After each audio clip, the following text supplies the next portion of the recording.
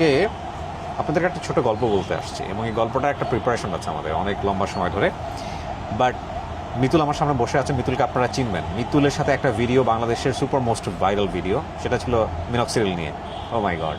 So Mitul আমাকে অনেক inspire করেছে আজকের এই ভিডিওটা করার জন্যে। আমরা খুবই বিউটিফুল একটা লোকেশনে আছি, সেটা নিয়ে আমরা একটু পরে কথা বলবো, আপনারা হয়তো ভিডিওর মাঝে মাঝে সেটা বুঝতে পারবেন। বাট ফ্যাক্ট হচ্ছে যে আজকের এই ভিডিওটা মানে সত্য কথা বলতে যেটা যে আমার মতো মানুষের সময় বের করা খুবই কঠিন।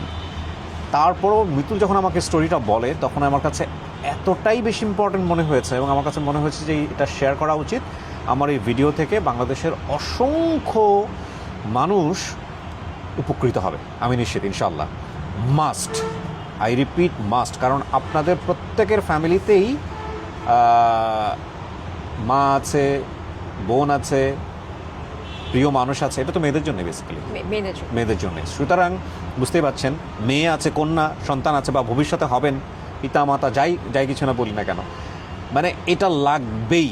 এই ভিডিওটা কিন্তু টাইমলাইন থেকে চলে যাবে। সো আমি অবশ্যই রিকোয়েস্ট করবো যে আগে শেয়ার করে রাখেন, তারপরে ভিডিও শোনেন। এটা কত ইম্পর্ট্যান্ট একটা video, and this is must. Mitul, আপনি আমাকে বলছিলেন যে পৃথিবীর একমাত্র ক্যান্সার যেটা প্রতিরোধযোগ্য, মানে এটা কি আসলেই সত্য? এটা অবশ্যই সত্য। আমি একটা গল্প দিয়ে শুরু করতে চাই। সেটা হচ্ছে 2014 সালে আমি তখন আসলে ঢাকা মেডিকেল কলেজে, আমার তখন সরকারি চাকরি হয়নি, জানুয়ারি মাসে আমি ট্রেনিং শুরু করি as a honorary medical officer, মানে প্রাইভেটলি আমি মানে শিক্ষা এফসিপিএস এর ট্রেনিং শুরু করি ওখানে। ওকে। তো একদিন রাতের বেলা, এরকম জানুয়ারি মাস, শীতের রাত, আমার নাইট ডিউটি। আমাদের একটা পেশেন্ট, তার সার্ভাইকাল ক্যান্সার এবং সে প্রেগনেন্ট। আমার মনে আছে একদম, পেশেন্টের নাম আসিয়া ছিল। সে 18 উইকস প্রেগনেন্ট এবং তার সিভিয়ার ব্লিডিং নিয়ে এসে আমাদের কাছে আসে। তো এরকম অবস্থায় যেটা হয় যে তার যেহেতু স্টেজ 2 পার হয়ে গেছে, তো টার্মিনেশন। তো সে কেমোথেরাপি পেয়েছে, সিভিয়ার ব্লিডিং হচ্ছে, একটা টার্মিনেশন মানে কি? টার্মিনেশন, বাচ্চাটা টার্মিনেট, তার তো সে তো কেমোথেরাপি পেয়েছে, বাচ্চাটা টার্মিনেট হয়। একটা লিভিং বাচ্চা, আসলে যে বাচ্চাটা আসলে তো মোটামুটি মানে বড় একটা বাচ্চা, ছোট একটা বাচ্চা। তো সিভিয়ার ব্লিডিং বাচ্চা। এখন মা আর বাচ্চা দুজনেই আসলে এখন সার্ভাইকাল ক্যান্সার, এবং এটা তো স্টেজ 2 পার হয়ে গেছে। তো মাকে বাঁচাতে হবে, এখানে আমাদের মা হচ্ছে প্রায়োরিটি। তো যেটা হলো যে শেষ পর্যন্ত পেশেন্টের তো প্রেগনেন্সি টার্মিনেট করা হলো, সে কেমোথেরাপি পেলো। আলটিমেটলি পেশেন্টের হিস্টেরেক্টমি হলো, যেটা ট্রিটমেন্ট প্রোটোকল অনুসারে। যখন তার রেডিওথেরাপি আমরা শুরু করলাম, এটা তো একটা লং প্রোটোকল। তো পেশেন্ট এক পর্যায়ে, গরিব পেশেন্ট, সে আর ট্রিটমেন্ট নিতে আসলে রাজি হলো না, চলে গেল। যেহেতু পেশেন্টটা আমার আন্ডারে ছিল, তো যেহেতু আমি তখন খুব জুনিয়র ডাক্তার, তো আমার তো খুবই কিউরিয়াসিটি, আমি আসলে ফোন করে করে রোগীর খোঁজ নিতাম। তো এক পর্যায়ে জানতে পারলাম যে আসি আসলে মারা গেছে। তো দেখেন, যেই ক্যান্সারটা সম্পূর্ণ প্রতিরোধযোগ্য, দুটো জীবন কিন্তু আমরা হারালাম, তার বাচ্চা এবং মা, দুজনকে আমরা হারালাম। তো সার্ভাইকাল ক্যান্সারের এটাই গল্প। প্রতি বছর বাংলাদেশে 6,000 নারী সার্ভাইকাল ক্যান্সারে মারা যায়, এবং 11,000 নারী নতুন করে সার্ভাইকাল ক্যান্সারে আক্রান্ত হয়। এবং বিশ্বব্যাপী যদি আমরা এটা বলি, স্ট্যাটিস্টিক্স বলছে যে 66 লাখ নারী নতুন করে আক্রান্ত হয়, 35 লাখ নারী মাঝখান থেকে মারা যায় বিশ্বব্যাপী। বাংলাদেশে এটা দ্বিতীয় কারণ ক্যান্সার, নারী মৃত্যুর কারণ। তো এই ক্যান্সারটাই আসলে সম্পূর্ণ প্রতিরোধযোগ্য। WHO বলছে 30 সালের মধ্যে আমরা এটাকে নির্মূল করতে চাই, কিন্তু কিভাবে করব? এটার জন্য ভ্যাকসিন রয়েছে, স্ক্রিনিং প্রসিডিউর রয়েছে, মানে আমরা এলিমিনেট করতে যাচ্ছি যে ক্যান্সার, কিন্তু সেটা থেকে আমরা মৃত্যুটাকেই ঠেকাতে পারছি না। যেখানে প্রেগনেন্ট মা সার্ভাইকাল ক্যান্সার নিয়ে মারা যাচ্ছে, কিন্তু আমরা বলছি এটা সম্পূর্ণ প্রতিরোধযোগ্য, যার কিনা ক্যান্সারের, মানে এই ক্যান্সার একমাত্র ক্যান্সার যার কিনা টিকা রয়েছে। এটা একটা ভাইরাস দিয়ে হয়, এই ক্যান্সারটা সার্ভাইকাল, এটাকে নাম হচ্ছে জেনেটিক্যাল না, তার মানে না, এটা জেনেটিক্যাল না, এটা হচ্ছে একটা ভাইরাস দিয়ে হয়, হিউম্যান প্যাপিলোমা, সেই ভাইরাসটার নাম। ব্যাপারটা এরকম যে যখন জ্বর, সর্দি, কাশি হয়, তখন রোগীর আমাদের কাছে আসে, কিন্তু এই ব্যাপারটা তো এরকম যে আমাকে ভ্যাকসিন দিতে হবে, তার মানে তো রোগীকে আমাকে আগে আনতে হবে। মানে যখন ক্যান্সার হয়ে যায়, তখন তো রোগী আমাদের কাছে আসে। লক্ষণগুলো যখন প্রকাশ পায়, লক্ষণগুলো কেমন থাকে? যেমন পারভাইজানাল ব্লিডিং থাকে, পোস্ট কয়েটাল ব্লিডিং থাকে, পারভাইজানাল ফাউল স্মেলিং, মানে দুর্গন্ধযুক্ত স্রাব যেতে থাকে, তখন রোগী আমাদের কাছে আসে। আমি জিনিসগুলোকে একেবারে আমার সাধারণ মানুষের জায়গা থেকে বোঝার মতো করে কিছু কোশ্চেন করবো আপনাকে, আপনি খুবই সুন্দর করে বলবেন, যাতে করে মেডিকেল টার্মগুলো অ্যাভয়েড করাটা বেটার, কারণ সাধারণ মানুষের জিনিস। বেসিক্যালি একটা গল্প বলি আপনাদেরকে। মিতুলের সাথে আমার ওই ভিডিও করার পরে মিতুল আমাকে মাঝে মাঝে পোক করেন যে ভাইয়া এই বিষয়টা বা এই মেডিকেল টার্ম নিয়ে একটু মানুষের মনে সচেতনতা করা যায় কিনা। তোমার সাথে আমার রেগুলার হোয়াটসঅ্যাপে কথা হয়। পরে একদিন আমি বসলাম যে আপনি কী বলতে চাচ্ছেন বলেন। বলে আমি বিষয়টা নিয়ে অনেক কথা বলেছি, কিন্তু সামহাও আমি আমার যে টার্গেট গ্রুপ তাদের কাছে পৌঁছাতে পারছি না। পরে যখন উনি আমাকে স্টোরিটা বললেন এবং বললেন যে এই পুরা প্রসিডিওর বা এই যে ঘটনাটা ঘটছে সেটার প্রিকশন আছে, সেটা চাইলে মানুষ প্রিভেন্ট করতে পারে, এবং এটা পৃথিবীর একমাত্র ক্যান্সার যেটার ভ্যাকসিন আছে। এই ভ্যাকসিন নেওয়ারও একটা বয়স আছে। তারপর আপনি চিন্তা করে দেখেন, আমার দুটো মেয়ে আছে, ওদের বয়স একজনের 9 একজনের 5 কাছাকাছি। তো আমার কাছে এটা খুব মানে it just knock me like, পৃথিবীর প্রত্যেকটা কন্যা সন্তানের বাবাই তো চাইবে যে তার সন্তান এই জায়গাটা থেকে নিরাপদ থাকুক। তো সেই জায়গা থেকে এই ভিডিওটা খুবই গুরুত্বপূর্ণ।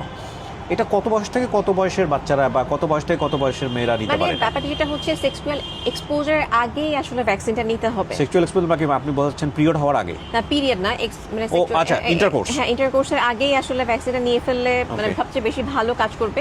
এই জন্য টার্গেট গ্রুপটা আসলে 9 থেকে 14 বছর 15 বছরের গ্রুপটাকে আমরা নিয়েছি। না, কিন্তু যদি এরকম হয় যে ইন্টারকোর্স হয়ে গেছে কোনো কারণে, ধরেন নিতে পারবে। হ্যাঁ, নিতে পারবে। আমরা বলছি যে একদম 45 বছর বয়স হয়ে গেছে, মানে ভাইরাল লোড কমাবে তো ভ্যাকসিনটা। মানে 9 থেকে 14 বছরের মেয়েদেরকে আমরা 1 ডোজ ভ্যাকসিন দিচ্ছি, কিন্তু এরপরেও যদি আসে আমাদের কাছে 45 বছর বয়স পর্যন্ত আমরা 2 ডোজ ভ্যাকসিন দিচ্ছি। মানে সেক্সুয়ালি অ্যাক্টিভ হওয়ার আগে এটা নিতে পারবে, কিন্তু নিতে পারলে সবচেয়ে ভালো 90% প্রোটেকশন দিচ্ছে। কারণ ব্যাপারটা যেটা হচ্ছে যে হিউম্যান প্যাপিলোমা ভাইরাসটা আসার আগেই, মানে যে জরায়ুর যে রিসেপ্টরগুলো আছে তাকে যদি আপনি আগেই ভ্যাকসিন দিয়ে ইমিউন করে দিতে পারেন, রিসেপ্টরগুলো যদি বাইন্ড করে ফেলে ভ্যাকসিনের যে রিসেপ্টর আছে তার সাথে, তাহলে যখন ভাইরাস আসবে তখন কিন্তু সেই রিসেপ্টরগুলোকে সে খালি পাবে না। অলরেডি সে মানে ভাইরাসের ভালো রিসেপ্টর দিয়ে সে অকুপাইড থাকলো। তাহলে যখন ভাইরাসটা আসবে তখন কিন্তু সে আর ওখানে কোনো মানে স্কোপ পাচ্ছে না। আর যদি আমি তখন সুযোগটা পেলাম না, হারিয়ে ফেললাম, তাহলে যে রিপ্রোডাক্টিভ এজে যে মেয়েরা রয়েছে কিংবা যে অলরেডি ম্যারিড, তাহলে সে কি করবে? সেও যদি নেয় সে প্রোটেকশন পাবে, সে হয়তো 70% প্রোটেকশন পাবে।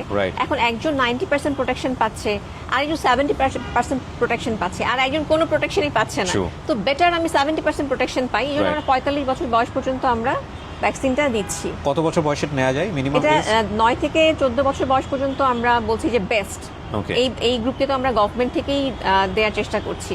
এটা ইপিআই স্কেডিউলে ঢুকানোর চেষ্টা করা হয়েছে, স্কুলে দেওয়ার চেষ্টা করা হচ্ছে, কিন্তু অনেকেই আসলে ইন্টারেস্টেড না, বুঝতে পারছে না, অ্যাওয়ারনেসটা নেই। আচ্ছা, এখন আমি আর আপনি যদি অ্যাওয়ার না হই, আমি যদি ভ্যাকসিনটা না নিই, আমি যদি শুধুমাত্র রোগ হলেই আপনার কাছে আসি, তাহলে তো আসলে ব্যাপারটা হবে না। রাইট। সো এটা হচ্ছে একমাত্র ক্যান্সার, পৃথিবীর ক্যান্সার যেটাতে ভ্যাকসিন আছে। ওয়াও। নিজের বাচ্চার জন্য তো অবশ্যই, অন্যের বাচ্চার জন্যও অবশ্যই আপনি এই ভিডিওটা আপনার টাইমলাইনে শেয়ার করে রাখেন। অ্যান্ড কখনোই অবহেলা করবেন না নিজের স্ত্রীর জন্যও, নিজের ভাই বোনদের জন্য। ভাইয়ের তো এখানে কোনো ফ্যাক্ট নাই, বোনদের জন্য ডেফিনেটলি। সো সেই জায়গা থেকে ফ্যামিলির যারা ফিমেল পার্সন আছেন তাদের জন্য এই ভিডিওটা খুবই গুরুত্বপূর্ণ। সবাইকে দেখাবেন এবং ইন্সপায়ার করবেন। বাট এটা নিবে কোত্থেকে? আচ্ছা, এটা আপনি নিতে পারেন, আপনি যে কোনো একজন গাইনোকোলজিস্টের কাছে যাবেন, যাওয়ার পর তো বলতে হবে যে আমি সার্ভাইকাল ক্যান্সারের ভ্যাকসিনেশন নিতে চাই। এখন যেই বাচ্চা 9 থেকে 14 বছর, অনেকেই ভাবে যে এত ছোট বাচ্চা ক্যান্সারের ভ্যাকসিন নিবে, ভ্যাকসিন সম্পূর্ণ সেফ। এটা নিয়ে তো অনেক ট্রায়াল চলেছে, এটা ইন্টারন্যাশনালি ট্রায়াল চলেছে, ন্যাশনাল ইন্টারন্যাশনালি দুইভাবেই আসলে বিদেশেও দেওয়া হচ্ছে, আমাদের দেশেও দেওয়া হচ্ছে, সম্পূর্ণ সেফ। আমি নিয়েছি, আমার পরিচিত, আমার নিজের মেয়ে নেই, আমার নিজের ছেলে, তো আমার কাজিন তাদের বাচ্চারাও নিয়েছে, সম্পূর্ণ সেফ। নর্মাল ভ্যাকসিন নিলে একটু হয়তো বা হালকা একটু ব্যথা, অনেকে একটু হালকা একটু জ্বর ভাব হতে পারে, এছাড়া আসলে আর কিছুই হয় না। যে কোনো গাইনোকোলজিস্টের কাছে গেলে উনি প্রেসক্রাইব করে দিবেন, ওনারা পাবেন। আর 9 থেকে 14 বছর বাচ্চাদেরকে যে 1 ডোজ দেওয়া হয়েছে, এটা স্কুল থেকে রেজিস্ট্রেশন করে ওদেরকে তো সম্পূর্ণ বিনামূল্যে দেওয়া হয়েছে। আর বাংলাদেশের দুটো কোম্পানি আসলে নিয়ে এসেছে ভ্যাকসিন। সেটা আসলে যারা নিতে চান, যারা 16 থেকে 45 বছরের যারা রয়েছেন, তাদের জন্য 2টো ডোজ। তো ওনারা হচ্ছে প্রথমে একটি ডোজ নেবেন, তার 6 মাস পরে তিনি আরেকটি ডোজ নেবেন। তো এখানে আমরা দেখছি যে একদম 100% প্রোটেকশন তো পাবেন না, 70 to 90% প্রোটেকশন অবশ্যই পাবেন। আর আরেকটি ব্যাপার রয়েছে, WHO বলছে যে 90% গ্রুপকে আমরা যেমন ভ্যাকসিনেশন দিতে চাচ্ছি, তার মধ্যে আমরা বলছি যে আমরা চাই 70% নারীকে স্ক্রিনিং করতে, যে পপুলেশনটা রয়েছে তাদের মধ্যে আসলে হিউম্যান প্যাপিলোমা ভাইরাসটা রয়েছে, এটা দেখারও একটা পদ্ধতি রয়েছে। ওকে, এটাকে বলে স্ক্রিনিং প্রসিডিওর। 70% নারীকে আমরা কিভাবে স্ক্রিনিং করব, রয়েছে ভায়া, রয়েছে এইচপিভি ডিএনএ টেস্টিং। এটা আমাদের দেশেই প্রচলিত। WHO বলছে যে ভায়ার চেয়েও আরও বেশি গুরুত্বপূর্ণ এইচপিভি ডিএনএ।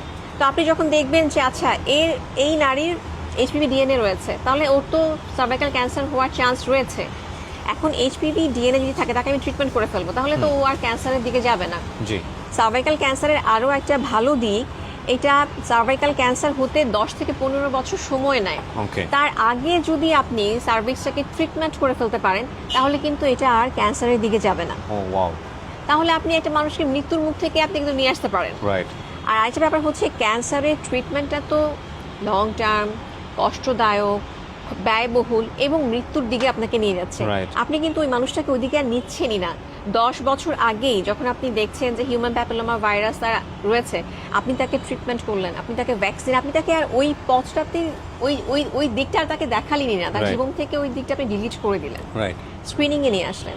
তাহলে আমি সার্ভাইকাল ক্যান্সারকে পৃথিবীর বুক থেকে এলিমিনেট করতে পারবো, যেটা কিনা প্রতি বছর 35 লাখ নারীকে মৃত্যুর মুখে ঠেলে দিচ্ছে। ফ্যাক্ট হচ্ছে যে এটা তো কোনো ম্যাক্রো লেভেলের একটা থিঙ্কিং, লাইক আপনি পুরো পৃথিবীর ম্যাক্রো লেভেলের থিঙ্কিংটা আমাদের ব্যক্তিগত জীবনকে খুব একটা ইম্প্যাক্ট ক্রিয়েট করে না। মানুষের কি হলো না হলো এগুলো নিয়ে আমরা চিন্তা করতে চাই না, বাদ দেন। আপনি আপনার পরিবারের কথা চিন্তা করেন। ধরেন আপনার পরিবারে 2-এর অধিক বা 1-এর অধিক নারী সদস্য আছে। এখন এই আল্লাহ না করুক, এই নারী সদস্যদের কারোর মধ্যে হয়তো বা উনি যেটা বলছিলেন এই রকম একটা ক্যান্সারে সে আক্রান্ত, আল্লাহ না করুক, এবং এই ভিডিওটা আপনি দেখেছেন। আমি জাস্ট আপনাকে এই ফিলিংসটা নিতে বলছি। ধরেন এই ভিডিওটা আপনি দেখেছেন, দেখার পরে আপনাকে যে ভিডিওতে যে কথাগুলো আমরা বললাম সেগুলো আপনি কিছুই ফলো করেননি, এবং একটা সার্টেন পিরিয়ড পরে গিয়ে আপনি জানলেন যে তাদের মধ্যে কেউ একজন এই ধরনের ভাইরাস আক্রান্ত। আপনি কি নিজেকে ক্ষমা করতে পারবেন? খুব ছোট্ট একটা স্টেপ নিলে হয়তো বা, আমি আবারও বলছি আল্লাহ না করুক, ওরকম দিন আপনি হয়তো অ্যাভয়েড করতে পারতেন। তো এখন কথা হচ্ছে যে এই যে ক্যান্সারের ভ্যাকসিনটা, এটা কি খুবই ব্যয়বহুল? আমার জানা মতে না। এটা কি খুব ব্যয়বহুল? ব্যয়বহুল মানে হচ্ছে 2,500 টাকা ভ্যাকসিনটার দাম। ভ্যাকসিনটার দাম 2,500 টাকা। 2,500 টাকা আজকালকার যুগে কোনো টাকাই না। এখন হচ্ছে যে আমি যেটা বলবো যে এমনও হতে পারে 9 থেকে 14 বছরের বাচ্চাদের একটা ডোজ লাগে। একটা বাচ্চাকে কিন্তু আপনাকে ড্রেস কিনে দেন, আপনি একটা ডোজ মাত্র, মানে সারা জীবনে তার একটা ডোজ লাগছে। রাইট। এবং 16 থেকে 45 বছরের একটা নারীর জন্য 2টা ডোজ লাগছে। তো আপনি কিন্তু তাকে একটা গিফট হিসেবেও একটা মানে সার্ভাইকাল ক্যান্সারের একটা ভ্যাকসিন দিতে পারেন। এবং আমরা কত টাকা কত দিক থেকে খরচ করি, একটা এইচপিভি ডিএনএ টেস্ট করে দেখে নিতে পারি যে তার সার্ভাইকাল ক্যান্সারের জীবাণুটা আছে কিনা, সে ট্রিটমেন্ট নিতে পারে। রাইট। মানে আমার তো মনে হয় আমি আমার বাচ্চাকে তার বার্থডেতে একটা গিফটও দিতে পারি ভ্যাকসিনটা। হ্যাঁ, অফকোর্স। সো এই ভুলটা কেউ আমরা করব না, এবং আমরা চাইবো যে আমাদের সন্তানরা নিরাপদ থাকুক, সন্তান এবং পরিবারের মহিলা সদস্য যারা আছেন তারা যেন নিরাপদে থাকেন। সো মাস্ট, এটা অবশ্যই। প্রিয় দর্শক এবং শ্রোতা, আমরা ভিডিওটা এখানে শেষ করবো, এবং আবারও আমি